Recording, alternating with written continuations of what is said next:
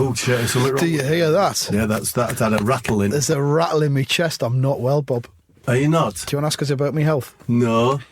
You bastard. I can tell what it is already. You've been hanging around too much around the bins and that, and it's got into your throat. Maybe I have. Shall we get this episode off to what I'm going to call a banger, right? You got something planned, have you? Well, I'm thinking of sounds from Newcastle train station. Oh, yeah. Yeah? Oh, yeah. All right, bring then. people into our environment. To sort of, like, piss off our Geordie audience. No, I don't think... Alienate them is the word I'm looking for. The actual truth of it is, Andrew, is that Geordies, people from the North East, don't mind you having a go at them because they're bigger than that. You know, it's not like self-pity cities, you know what I mean? Oh, such as... What? Did you say self-pity cities? Yeah, there is such a thing. Is what, like Lisbon? Lisbon, exactly. Oh, got you out of that one. Go on then, Newcastle train station, let's hear it. We're at Newcastle train station. You can imagine the sweet, sweet smell of the pies bubbling away in the pots, you know, on the stoves and that. I wish I was home already. Oh, mate, will a Buffy car have blue drink for one nipper, or should I buy a shitload of Haribo to dissolve on the journey? Aye, Kieran, divin' spit in your sister's hair, you little bastard. If you must spit, do it in your pocket like your mum. Will passenger Pat Flaky Phillips please report to the info desk? Your cousin Brenda has dropped off your eczema ointment.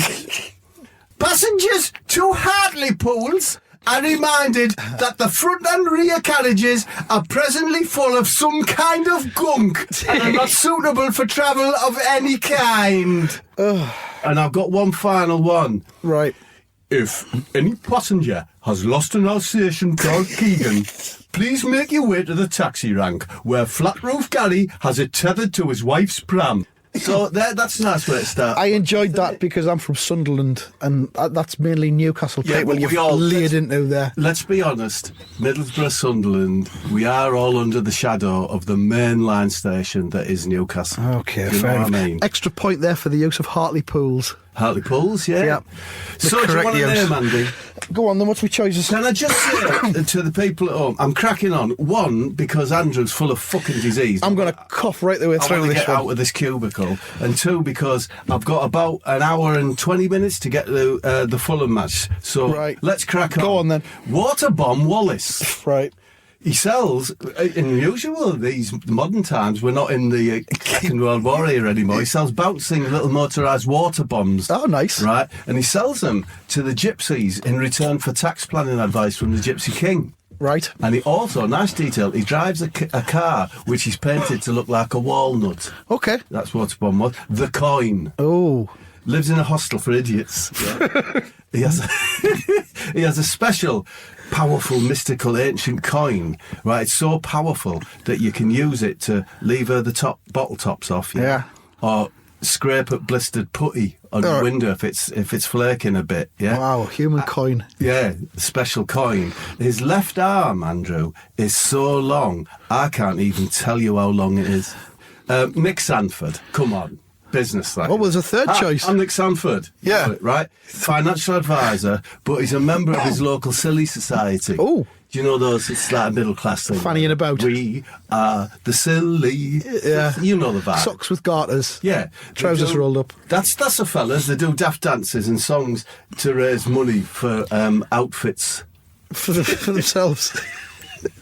He lives with an Arab fella. Oh, Winston's disease. I don't know what. So that might be a bit risky. I'm not that keen on him. Yeah. Can I be the first one? Why aren't you keen on him? Because of Winston's disease. The silliness. No, I can't be arsed with that forced jollity stuff. The silly society. Watch your family walk. No, thank you. So you're going to be the coin, aren't you? No, Wallace. What was it called? Waterbomb Wallace? Yeah, he sounds like a steady kind of guy. That's just what I need at the minute. How about yourself? There's two choices for you for your names this week. Go on. You can be Mike the Pipes Piper. I like Mike. 51, divorced, saving up for his second tie bride to come into the country because the first one didn't take. Mike's all about the pipes. He calls himself a freelance pipe consultant. He'll help you out when it comes to drain pipes, central heating pipes, pan pipes, bagpipes and smoking pipes. Yeah. But he's advisory only, doesn't get his hands dirty. Oh, yeah. Oh, yeah. Got in Asbo last year for harassing some workmen when they were replacing the gas main in his street. That's Mike the Pipes Piper. Second choice is Joss Angeles. Yeah. Loves all things American. Right. He lives on Twinkie bars and Hershey bars and Lucky Charms. Yeah. He only listens to Hall & Oates and the Eagles. He's got an American pit bull, which he's not allowed to have because it's banned, so it has to stay in the main bedroom in his flat, and he has the box room. Okay. There you go, Mike the Pipes Piper or Joss Angeles. Well, it's just not even like a problem for me because I'm all about It's the pipes, isn't it? Yeah, I knew you right. would be. I'd I knew like to you meet would him, be. Thank you.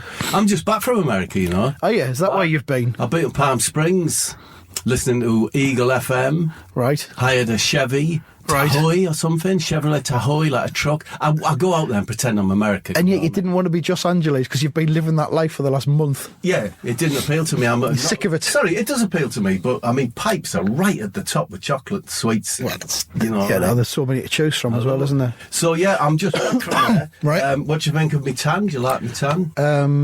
It's camouflaged against your really, really light beige. I don't know. Is it a tunic that you're wearing? Well, it's ladies and gentlemen at home, it's a buttonless. It's got a zip. It's concealed zip cardigan. With the sleeves, as is always my problem, are a bit long for me because I've got a big belly, Yeah. short arms, Short arms and a which is tiny head. A nice package that, isn't it? Well, You know what I mean? Wife's questions, Andrew. yes, go for it. I sounded a bit like Brian Clough then. Wife's questions, Andrew. Do you know Brian Clough was just up from up the road of me in Grove Hill? Used to empty the bins at his old house. You did. Yeah, council house. Anyway, Did you go through them and have a rummage No, I mean, what for like some sort of haunted memory of Clough's? just to see what he was up to? Yeah. I imagine Cloughie didn't throw much out, you know what I mean? Like a sweet wrapper, he'd say to his kid, fold that up 8 times, and Yeah. it'll make a useful little tool for prizing open drain covers. I reckon he just burnt stuff in the garden. You reckon? Swearing. Yeah. Burn, you bastard. Burn. You've got to have an outlet, haven't you, for that sort of thing? Do you know what I found out when I was in America, Andrew? Go on, tell might me. like to take this on board. I didn't. Nah, I said where. Because it certainly has hit home with me, is that, you know, this American IPA hoppy beer that I drink Yes. every night? Yeah? It gives you tits. I read that. Did you read that? Yeah, And it's got something in it, doesn't it, that gives you tits? Yeah, and I don't think it's just one of these, like, what is it, buzz, clickbait things. Right. to make It's legit. It's got Well, science behind I'm it. getting tits. Are you getting some? And it might be because I sit on my ass watching box sets, eating cake. Drinking IPA. But it might be that IPA because it's every night, you know. Well, So I put it out there. Maybe we should all be going a bit easy on that hop. perhaps you could measure them. And, you know, from time to time, just give us an update on your cup size. I'll find out if there's a way I can test their volume. Right. I think it's volume matter in it rather than length. Yeah. I think I could get a tattoo, like, of the king of all crabs, yeah? Yeah. Just above, and measure from its eye to the centre of my nipple. I And suppose watch that- for the spread. Yeah. Anyway, people don't want to hear this. They want to hear the wife's question. No, true. Hello, says the wife. Hello, Bob's wife. Andy, does Sunderland Council operate a recycling scheme, or do you just put all your rubbish in the family pram and dump it round the back of the bookies? Yes, there is recycling in Sunderland. It comes once a month. Once a fucking month. Every street has one. Well, to skip basically, and we put all our milk bottles in it. I suppose metal-wise, what you're looking at in Sunderland, you've got your hot dog tins, so the tin from the hot dog. Yeah, the hot Your dog luncheon tins. Yeah. meat tins. Yes, the luncheon meat tins. Yeah, I can't think of anything else metal that you would... tinned Hazlitt. I don't think you can get in the tin. That's one of the beauties of Hazlitt. You got to hunt it down. No, really, it's like a... It's an animal. No, it's not like an animal, but you got to say today, like in a Bear Grylls way, Bear Grylls Island, he'd say, these are not going to survive unless they find whatever, a caiman or something. yeah. It's like you got to say to yourself, I'm not going to survive this next week in Sunderland without Hazlitt. But you're saying you've got to get it relatively fresh. You can't get it in a tin and keep it in a You tin can't for find like somewhere that still sells it. I tweeted you a picture the other week of some from Asda. My Asda sells it. Asda sells Up Hazlitt. the Asda, yeah. Andrew, Yes, says Bob. the wife, Yes, is it Bob's true wife. that the tradition in Sunderland when asking a lass to marry you is A, to pop the ring inside a Johnny bag so she gets a lovely surprise when she pulls it off, B, take her to KFC and leave the ring in the bottom of the bucket, C, feed the ring into your Alsatian to dump it so she will find it next time she sunbathes in the backyard. Yeah. D, attach it to her Friday night Savoy. E, wrap it in streaky oldie bacon. Any of those a tradition up there? Or what would you do, Andrew? Savoy. You'd lob it in your wife's Savoy, yeah, Savoy. because there's a sort of an element of arousal to that as well, isn't there? It's a kind of seduction. Because of the shape of the Savoy. Because of the shape of the Savoy, yes. Andrew, Is that final there's question. more? All right, okay. Are there any trees left in Sunderland, or have they all been chopped down to make dog kennels? We don't have dog kennels. What, do you just turn an old crab upside down? They just let them loose. They sleep where they lie. Very good, thank Anyway, you. I've said too much. What do you want to I've got say? questions as well for you from blood relatives of mine. Oh, for fuck's sake. Bob, as a millionaire in your luxurious home in Market Harborough, is your walk-in wardrobe big enough to ride a motorbike around in? I don't have a walk-in wardrobe.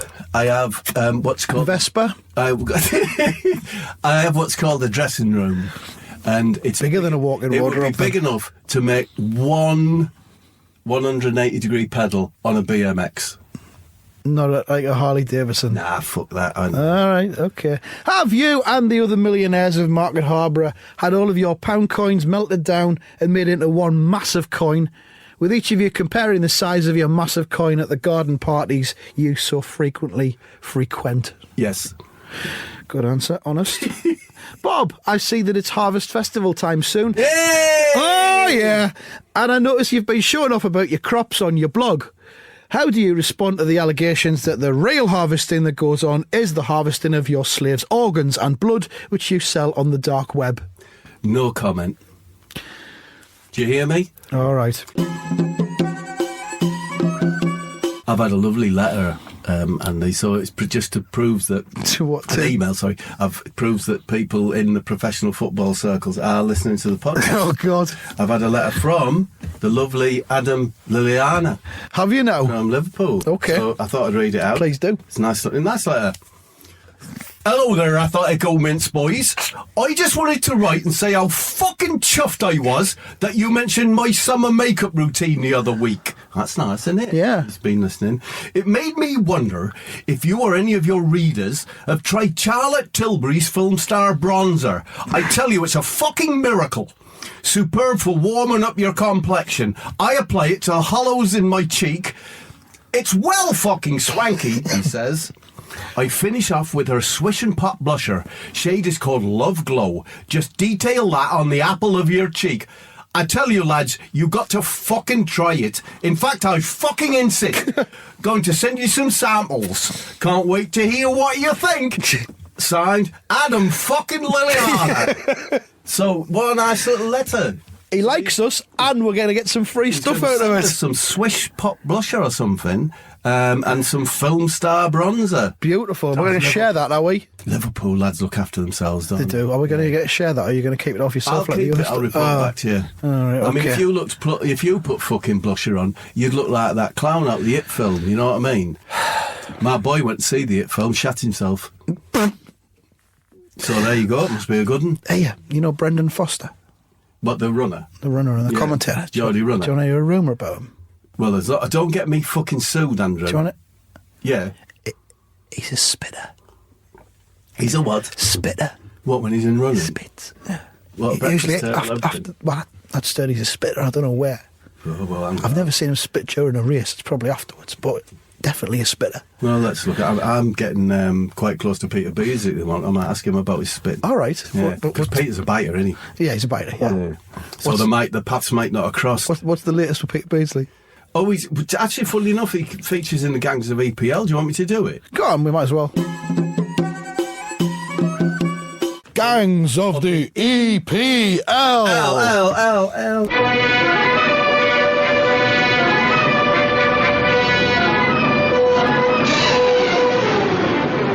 So I went to Wembley to see Spurs versus Burnley. It's a few weeks back. Yep. But it's good what happens. I couldn't get me VIP pass, right? So I had to fork out Do you know how much it was for a hospitality seat, dinner, and watch the match? For Spurs. For Spurs, At yeah. Wembley. I I'd bought probably two I'd be tickets. guessing about 400 quid. It's 500 quid for 2 tickets. Jesus. For Burnley, it's a category like 9 match. It's like called the Bobby Moore Lounge. Got there, got some patty, yeah, and a glass of champagne on arrival, which is a nice way to be greeted, isn't it? Andy? Patty? What, like a... Patty. Pate. So that's a nice way to be greeted, Andy, with like crushed formed meat and a fizzy It needs drink. to be for 400 quid, yeah, but yeah. Yeah, no, I know what you mean. So there's some legends floating about. Pat Jennings was a good one to spot. He's still got that lovely wavy hair, you know? It's like a helmet, isn't it? Yeah, and soft-spoken voice. But I did notice, Andy, that as he was floating around, he was lifting credit cards, jackets and bags, I promise you. I was with Paul Whitehouse. Right. And we took our... after-match table, you get a little supper afterwards, right? And next to us on the table is Dara O'Brien and Peter Beardsley. Yeah, so that's nice, isn't it? Paul says, "Hello, Peter. Lovely to meet you. How you doing?" Peter says, lovely. Since the new neighbours moved in, and since we moved in, that neighbours knocking at night, mate, it seems to be coming from the loft, but as soon as I go out and investigate, it stops." Paul, you know, he doesn't know what Peter's like. He says, "Oh, I'm sorry, Peter, I didn't quite catch that." Peter says, "You know, the fella is Albanian or something like that. Certainly not a local lad. You know, he does funny cooking and that. Wears a waistcoat with ducks on it. He spends hours in the back garden with a pickaxe. You know, it's my guess he's trying to open up a fissure or something like that. You know, it's Kimmeridge limestone where I am, and a lot of people think it's clay." Paul looks really confused. Oh, man. I just step in and say, "Oh, wow, Peter, so chuffed for you. Anyway, how are you, Dara?" And Dara says, "A lot poorer after paying for this." There. What was posh in here? There. I went to the toilet and the bog roll is as soft as Russell Grant's poodle. There. The tiling is as blue as Len Goodman's budgie. There. And after you're done, a man blows the drips off your trumpet. There.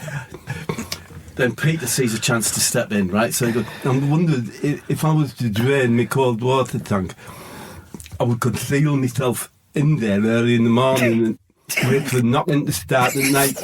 Obviously, I'd have to take some basics with me, gin and luncheon meat, maybe a banana, a fork and flask or something." Well, just then, we hear an announcement, and it's an MC introducing man of the match to the VIP guest. Right. On a little podium. Is that true? I don't doubt you. Man of the match comes out. So, MC, ladies and gentlemen, it's time to present to you the AIA or something, man of the match. Yeah. Please welcome Mr. Harry Kane. Hey. Sure enough, there he is. Well, we see his chin first, right, reflected in the mirrored columns, yeah? Yeah. And then the man himself emerges. Wow. So, like, the MC does a little interview. It was one each, the match. He says, and Burnley equalised really late. Right at the end, yeah. Yeah. "So, Harry, not really the result that you wanted. You can times that by 10 and pop a sausage roll on top. The result was very frustrating, and conceding in injury time was most upsetting. The whole dressing room's here right fluffy-buffy, especially Debbie, who was going to see the Scary Clown film tonight, but is now too frizzled to bother." MC says, "They obviously came with a plan to defend and hit you on the break." "Yeah, well, that's what Sean Dish always does. It's very upsetting. He's a right bootsmuck spoiler. He stands there like he's head of games and shouts with a very gravelly voice. Little Henry Winks was on the bench and started crying. He thought Mr. Dish was a monster, and that his beard was blood around his mouth from eating a raw cockerel." So what do you think about this Wembley curse nonsense? It is definitely for real. And me and my gang are going to do something about it. So thank you for your sports trophy. I've got to go now. And off he went. Right. Quick. Yeah. Like Fluffery Bufford, you know. You know, like a chemistry teacher, like retreating from an experiment to a surfer. Yeah. You know, quite quickly. Gone. Like, gone. Well, as you know, Andy, I'm a bit of a nosy bastard. Yes. I like to saying it like that. Well, as you know, Andy, I'm a bit of a nosy bastard. And so I thought it was worth hanging about. I knew Pat Jennings would have a pass to the players' lounge, so I went up to him and I said, "Look, I know you've been..." His own or one that he lifted?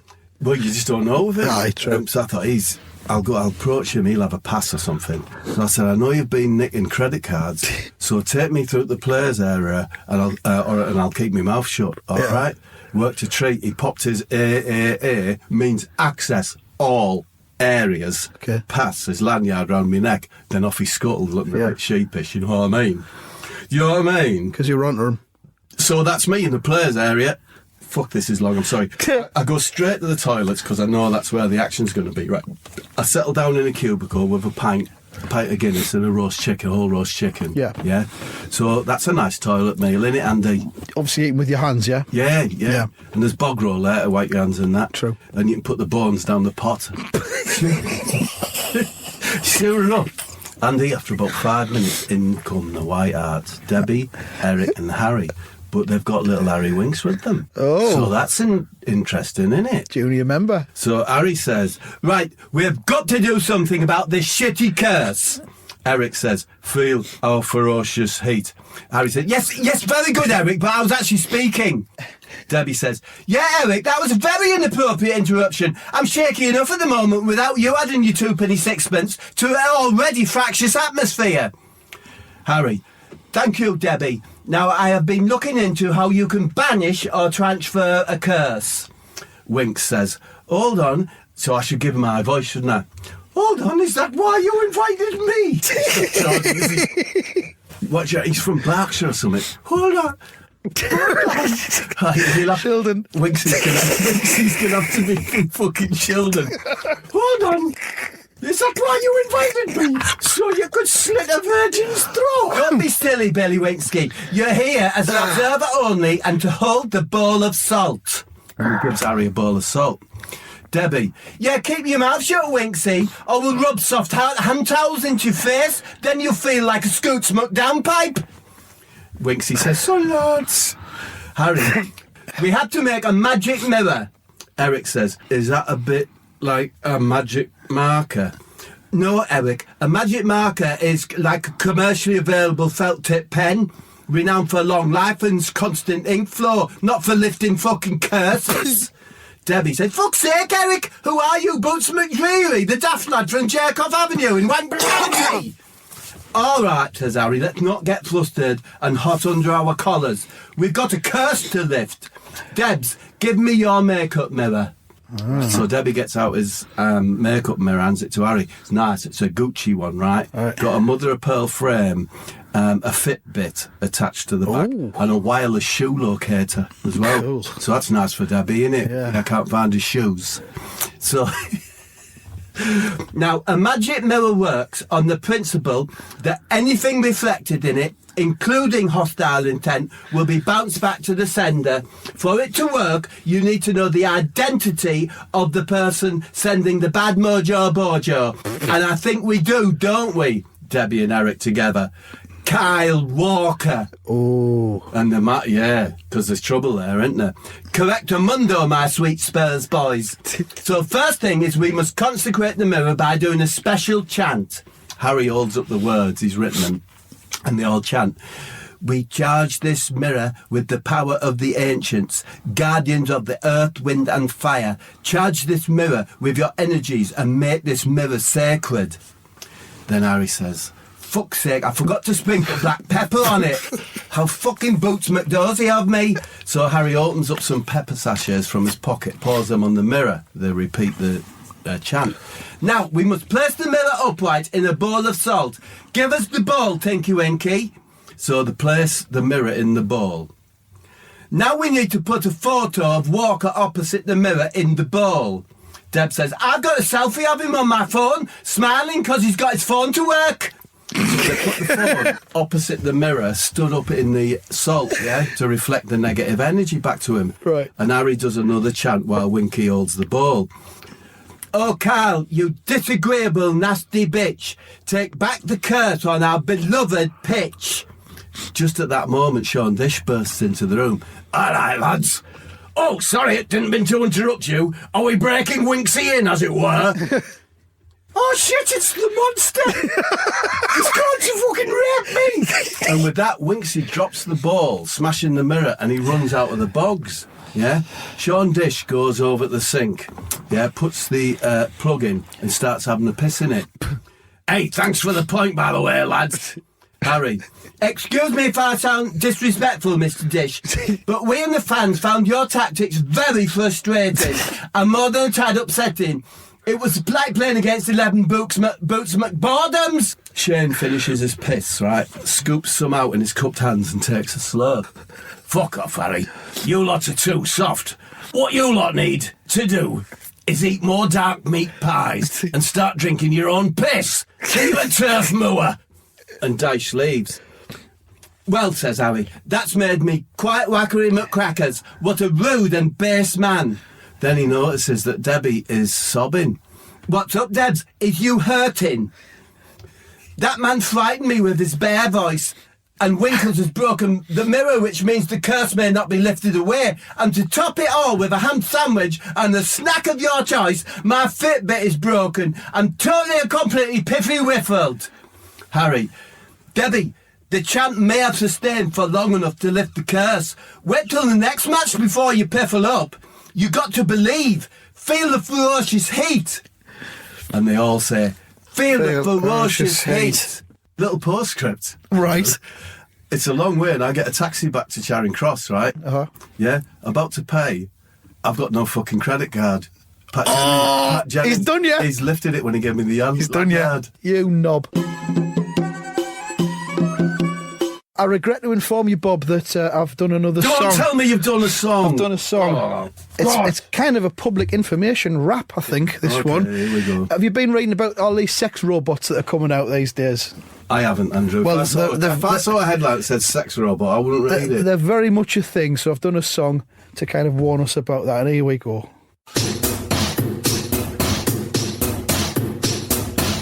Sex robots invading our homes. Sex robots, don't joke them mental bones. Judy, Alan, Mary, Scott, their names are real, but their bodies are not. Knackers full of wire, knockers full of data, a sexual trap that is coming from the future. Oh no, beware their threat. When you need to have it off, you might pull down their pants and get a fucking big shock. Sex robots, the ultimate sin. Sex robots, it's like banging a bin. Sex robots, don't give in. Unless you happen to be a copper.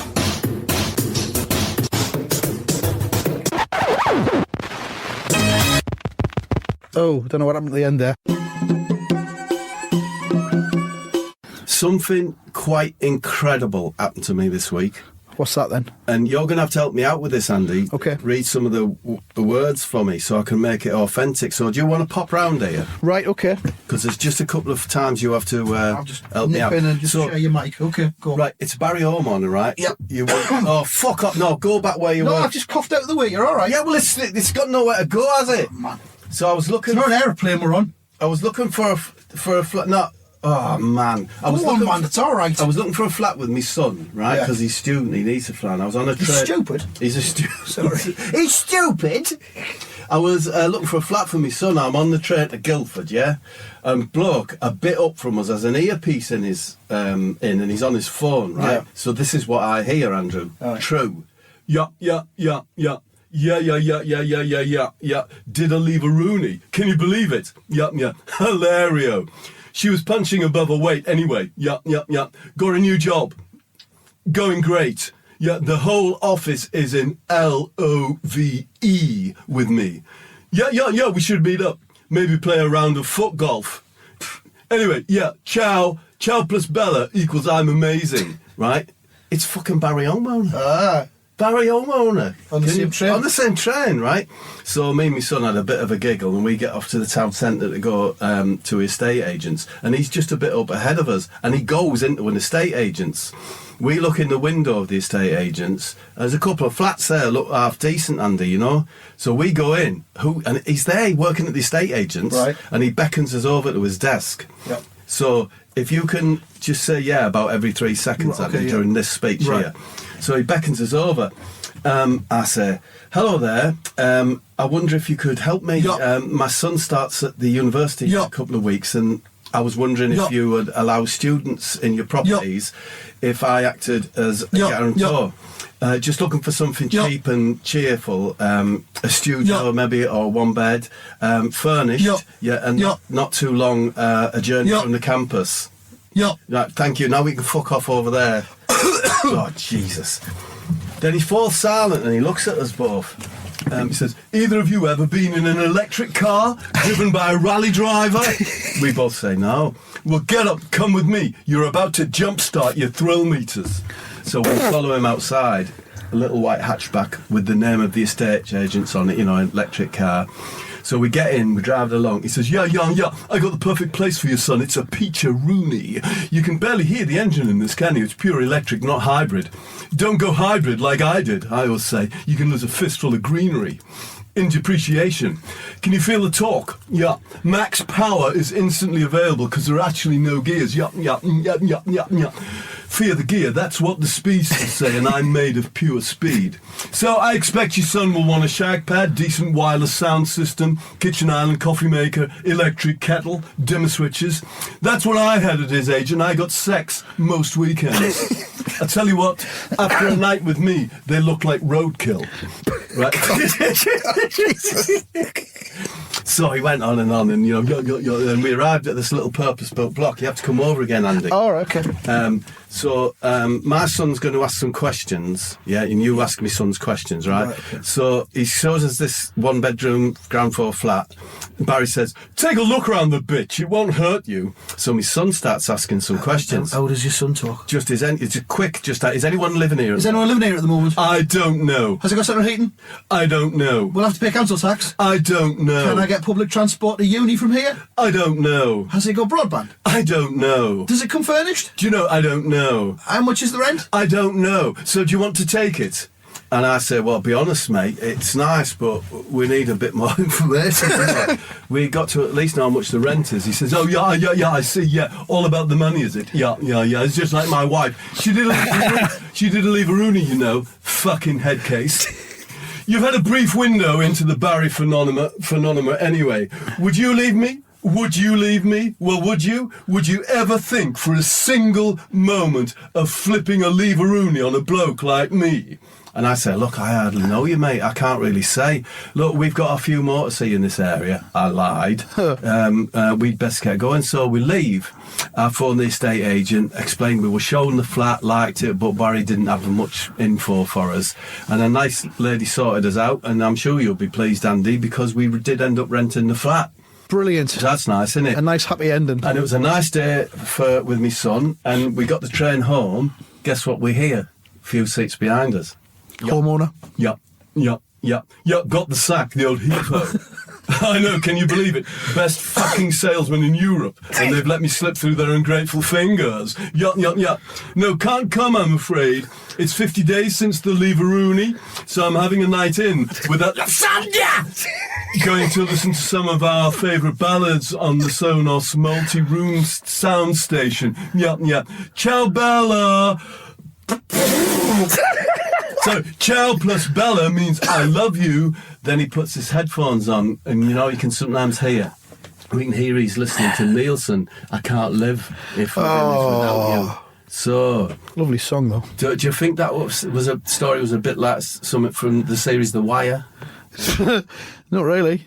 No, you didn't? No. Aye, Lenny Biscuits here. I went down the bowling alley the other day with me nephew Jackson. Got to the end of the game, and then I went to the bogs and I changed it to a XXXL tracksuit top. I goes back in and I slyly shove the bowling ball into me tracksuit top and I heads towards the desk to hand over the bowling shoes. Then I slaps down 300 quid, pushed the ball up out the top of me tracksuit so the lass behind the desk could see it, and I says, I could have nicked it, but I did it. Then I was gone. Gone! Lady biscuits there. Do you want to know what Mark Lawrenson's been up to? Yeah, go on. Nice. Because I've got some info there. Mark's been at a bit of a loose end since We haven't seen much of him, have we? Well, since the football season started, he hasn't been on much because there's not much punditry going round. Because Chris Sutton's come along and hoovered up most of the miserable bastard demographic that used to be Mark's territory. So anyway, Mark's been getting under Barbara's feet a bit round the house, not even keeping his DIY up to speed. He's just been sitting around. It's not like Mark. Reading his Bigfoot books and chewing his fingernails most of the day. So Barbara's packed him off down to the local tech because there's some kind of retraining introductory day on, and she's saying that one of the taster courses that's on is about working for trading standards, which is something he's always been interested in, one of his many passions. So she sends him off with some jam sandwiches in a Tupperware box for his lunch. And Mark heads down to the tech. I'm sorry, I shouldn't interrupt. Do you happen to know if the top of the box said Mark or Lauro? You know, I don't know. Written on it. He probably just said Mark Lawrenson. Mark Lawrenson. So anyway, he gets down to the tech, and the talk has been delivered by Dominic Littlewood. I like Tom. The little fella from BBC One's Fake Britain show. Yeah. Probably Britain's top trading standards expert. So Dom does a bit of an overview of what trading standards is all about, what you can expect if you take it on as a career, runs through some examples of good and bad practice. Yeah. He passes around his magnifying glass so that everyone gets to have a go and hold it. So Dom says, here's some of the names of fake brands that you need to look out for. Tommy Hilfiger, Disley, and Gucci, but without the little dot on the top of the letter I. Does anyone want to come up on the stage and have a go at identifying some fake goods with me? Mark's been enthused by what he's heard so far. Goes up and says, I think I'd love to do that, yes. So Dom says, lovely, come on, son. Mark gets up on the stage in front of everyone. First thing Dom shows him is one of them Louboutin high heel shoes, you know, the expensive ones. It's got the red sole. Very expensive high heels.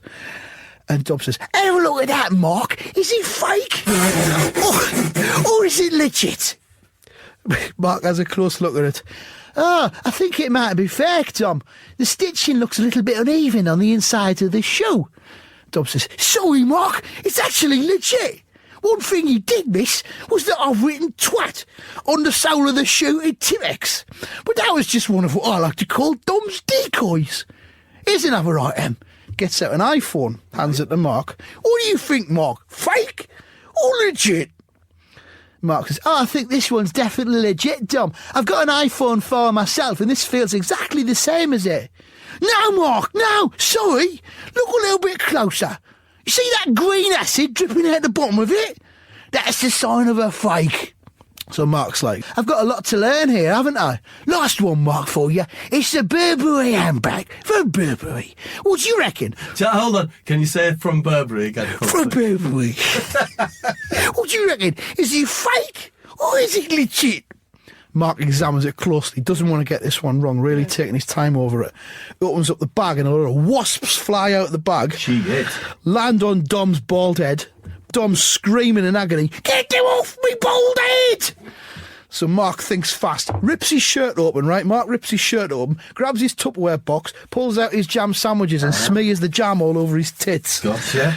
The wasps, they all home in on his tits. He's basically saved Dom Littlewood's life. Beautiful. And as a result of that, he gets an A+ on the taster course, and the upshot is that once the skin grafts on his tits are healed, Mark's going to be doing 2 afternoons a week with the Trading Standards Unit and his local council. Mark's happy, Barbara's happy, and Chris Sutton can sleep easy at night. Did that remind you of the film Driver? Is it the one that's got a good-looking fellow who drives really fast? Yeah. Or something? Yeah. I never saw it, but that feels like an exciting film to me. And once those wasps came out, my heart was pounding. So, yeah, it does. Like Driver. Thanks, Bob. So, one of the days when I was in South Africa, I was filming in a set that's like it's a replica. You know the film Zulu? Yeah. It's like that. It's got sandbags on the outside wall Yeah. and a little hut and all that. I'm playing a British soldier waiting for an attack from the Zulus. All the other soldiers were just like white South African extras, you know, so that's a nice pool of people to choose extras from, innit? And white South Africans. I'm in the classic period costume. Can you imagine it? Red jacket, beige, like sort of jodhpur things, Right. and black boots. Like Smart. Not smart, yeah. And I'm holding a beer, because that's what I was advertising. I'm crouching behind the sandbag wall with a little plump bloke called Richard de Freers. Oh. That's a nice name, isn't it? Yeah. Richard de Freers. So on action, we have to crouch right down. And every time we do it, as I'm crouching and the camera's going past on our track, I feel it feels like a finger stroke the outside of me stretched jodhpurs just next to my anus. Yeah? Sorry, Well, carry after on. the final take, I'm a bit, fed up. So I turn around and say, "Excuse me, Richard, but I'm sorry, what do you think you're doing?" And he says, "What are you talking about?" I say, are you stroking my trousers just adjacent to my anus? He says, "No, not me, boy." No, that wasn't right. South Africa, probably a cheeky snake or rodent. Fucking menace they are, and they love an anus. I said, "Oh, right, it's local. Right, that would explain it. I'm really sorry, mate. So look, here, have this nice cold beer, my mistake and all that." Well, after that, we get on quite well, and we arranged to meet for breakfast the next morning. Because he's got a boat on the marine, and the marine at Cape Town's beautiful. He says he'll do breakfast for me there. He says, tells me the boat is a blue boat with big bright orange flag. So I'm up early the next day, and I make my way to the marina. Oh yeah, Oh, yeah. there's a scruffy blue boat with their orange flag. I reckon that's it. There's a bloke on the deck. I say, "Is this Richard de Freers' boat?" Yeah. And he nods, beckons me on board. He opens the door to the galley and points for me to go down. Right. Now, he hasn't said a word, right? Now, Andy, do you think that he hasn't said a word because it's like ominous, or because I struggle with the accent? I'm not that bothered. Okay. Anyway, as I step down, boom, he pushes me from behind and I fall down the stairs, yeah? I hurt my shoulder. All right. Bang my shoulder. Okay. That's not a very nice place to hurt yourself, Not is it? on the body. No, so then he says, "Take your fucking strides off and push your butt up towards the moon." Well, what can I do, Andy? I hurt my shoulder. So I'm in no position to fight back. am I? So I take my trousers off and I push my arse up towards the ceiling as best I can. Yeah. Then he says,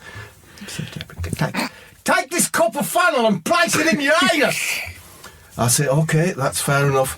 I said, "What are you going to do?" He says, "I'm going to fill your cavity with Lucky Grahams and full-fat milk." But he did it South African, yeah. So in this state of shock that I'm in, I start.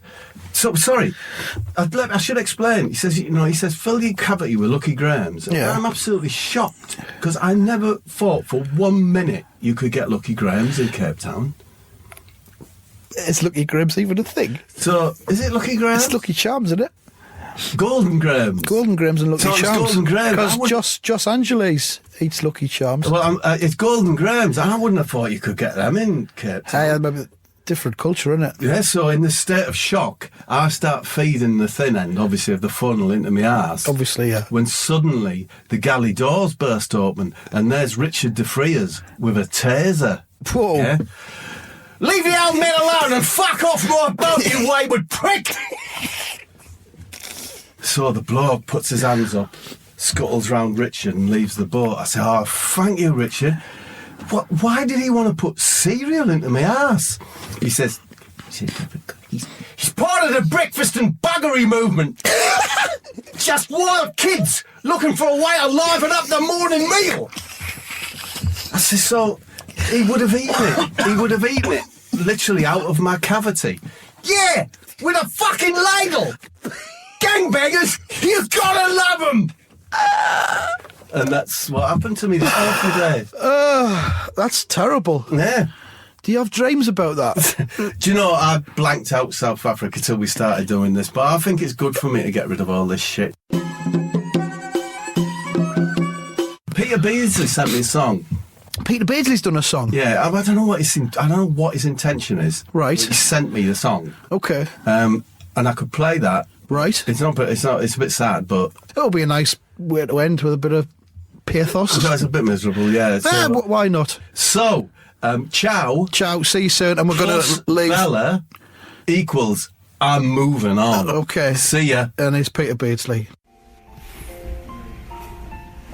So these days, a lot of folk don't remember me so well, like, but for example, for the last 5 years I've been going up the bus depot most days. It's very colourful up there, and there's lots of banter between the crew and mechanics and the lasses in the office. I sit on the lower wall, like outside, and I can hear most of what's going on through the big double doors. Keeps me company while I eat me chicken wrap. But faces have changed now. Most of the guys my age have moved on, really.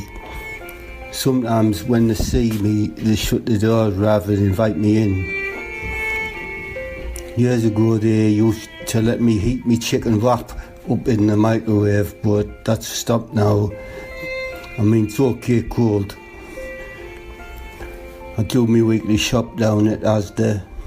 Sliced white, baked beans, margarine, ambrosia cream rice, evaporated milk, bunch of bananas, tinned ham for a sandwich, like, eggs for hard-boiled egg, rich tea biscuits, some ice cream for the weekend, you know. Then I just grab a load of ready meals. The wife doesn't like to cook these days since, she rejected Jesus. I wake up early nearly every day, go downstairs, watch some of the TV shows I used to watch with my boy when he was young, and I've noticed I pick my nails quite a lot these days. The downpipe on the shed's leaking at one of the joints. I got a new sofa the other day, corduroy material, grey. The wife has took the corner facing the TV, so I generally just sit on a little stool that my boy used when he had his supper in front of the telly, I go down my local most nights. The bar that I always drink in has been turned into a restaurant, but there's still 4 or 5 seats at the actual bar. It's okay, but as soon as the restaurant fills up, feels like I'm getting in the way, so I drink up and head home. Did I tell you that ever since the neighbour moved in, I can hear this knocking at night. Seems to be coming from the loft, but as soon as I go to investigate, it seems to stop. You know that pub I mentioned, like, my boy had his first drink in that pub. I haven't seen him now for about 5 months, but he always phones his mum on Sundays, and I get to say hello, at the end of the call. That's it, really.